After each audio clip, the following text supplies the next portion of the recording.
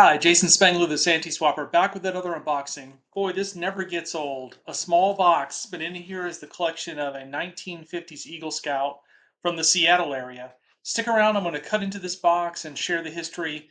Can't wait to get into this and show you what we got.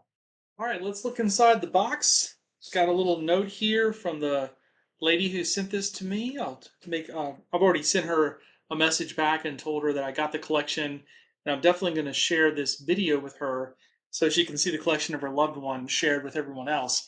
So let me set this over here, and I'll pull out some of the cool stuff that was in here. Now I mentioned a 1950s collection, so most of this is going to be uniforms and kind of the simple parts.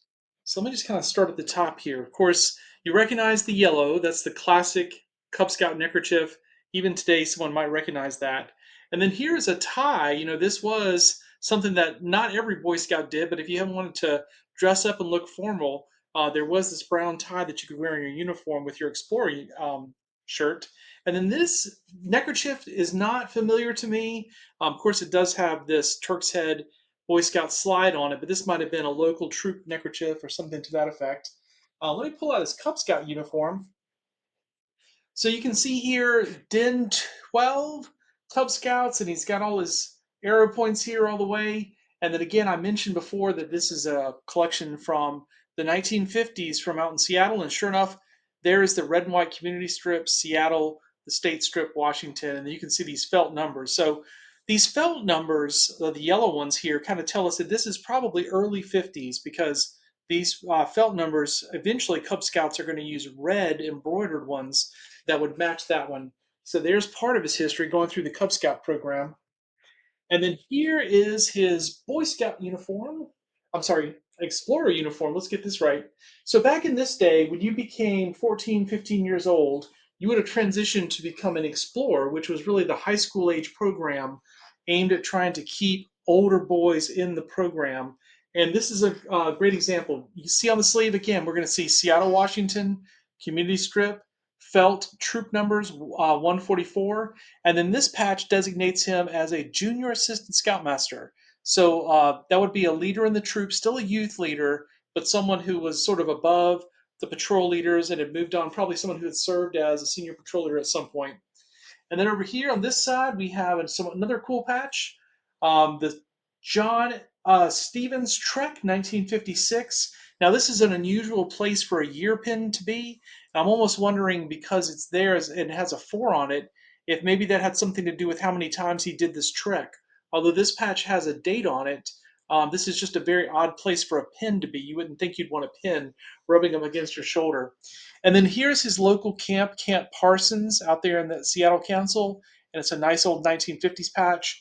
And this is his old fashioned year numbers there. So that's his Explorer uniform shirt. And then we also have a few more things to show you. All right, so this is a beautiful example of a merit badge sash, definitely 1950s. This is like post World War II.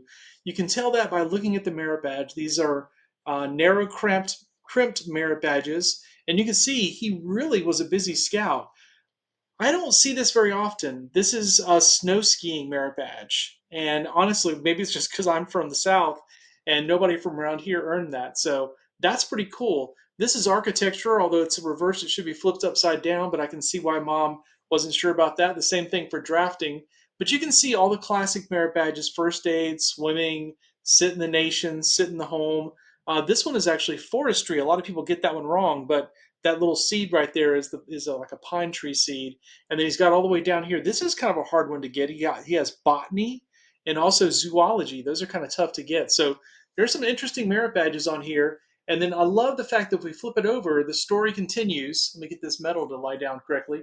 And so in the back, this is something I do see in older sashes. Scouts don't do this as much today, but kind of using the back of the sash to kind of commemorate all the things that probably came off of his uniform.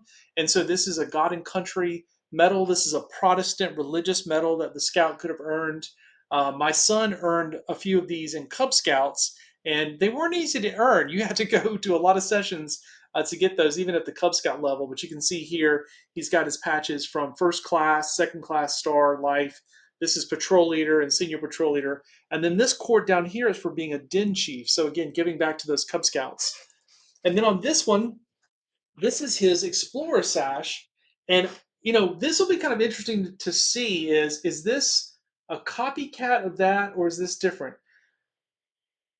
Camp Omachi. I'm not really familiar with that camp. 1957 Chief Seattle Council, and then there's a 1958 segment. So this to me, I was kind of curious to see with these two sashes because this sash, of course, the green Explorer sash matches the uniform. We don't see a green khaki uniform in this box at least.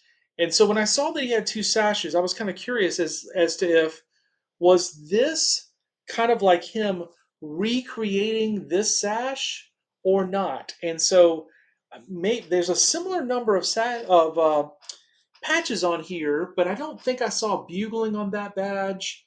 Here's the skiing as well. Of course, there's the forestry I just pointed out. So there's hiking, which I don't think I saw on this one. No, I didn't see that. So I'm a little confused as to, was this like a brother or someone else who was doing scouting at the same time of him? I'm just not sure. But I wouldn't think that you would strip this merit badge sash and then put all the badges on here. But that's a little bit of a mystery. But again, when you see it over here, to me it feels like it's a separate person because you see these patches. I just wouldn't think that you would duplicate them. He would have gotten one of these when he and then this one's different. So this one is kind of a newer life rank, and that's an older one with the square. I don't have them memorized as far as, but yeah, these are the rolled edge ones. I know you can't see it very well. These have a little bit of a rolled edge, which is a bit of a later version, and then these are the ones that are not. So this is an older sash for sure. The mystery, I don't know. And then here's his eagle medal, and this is a nice classic sterling silver metal. And then if we see the back, it has this flat back. You've probably seen this in some of my other videos. This was so that they could have their name engraved on the back if they chose. But honestly, almost nobody did this. I've only found a few medals where someone engraved it. But it is a beautiful little eagle medal in great shape and obviously well deserved with all those merit badges he earned. And then this is, I believe, like a contest medal. Yep. So I don't know what that little star would have represented. Maybe someone put that on there to represent they got first place or something. There's nothing on the back, but again, this was a smooth back that you could possibly engrave. But this is a classic little contest medal that was kind of a generic item that the Boy Scouts had, so that at district camporees or summer camps they could use these and give these out. And there's only one more thing in the box, a little container here that has a little patrol patch, looks like an eagle patrol. And there's some stuff down in here. I think maybe some more pins. Oh no, look at that. There's a little beaded thing. I'll have to message her back and see if she would like to get that back. I don't know. That's probably a little bit of a family thing with this. I don't know. I could not even assume that those are pearls because I don't know. It could be costume jewelry. But anyways, I'll message her and send her a picture of that and see if she would like to get that back in case that was something special that was just hiding in the bottom of this case. So anyways, love getting collections like this. To me, it's pretty cool to get one from out in Seattle, me being in North Carolina. But people who reach out to me, it doesn't matter where they are, the US mail, you can mail a box anywhere. So Jason Spangler, the SanteeSwapper, if you have a collection like this from a loved one, or maybe it's your collection from your time in scouting, and these items are sitting in a closet, no one's interested in them in your family, please reach out to me. Go to my website, scoutpatchcollectors.com. There you can find all my contact information. You're welcome to call me, text me, shoot me an email. I'd love to hear the story of your time in scouting and see if I can help you recycle these items back into the hands of the next generation. Thanks very much for watching.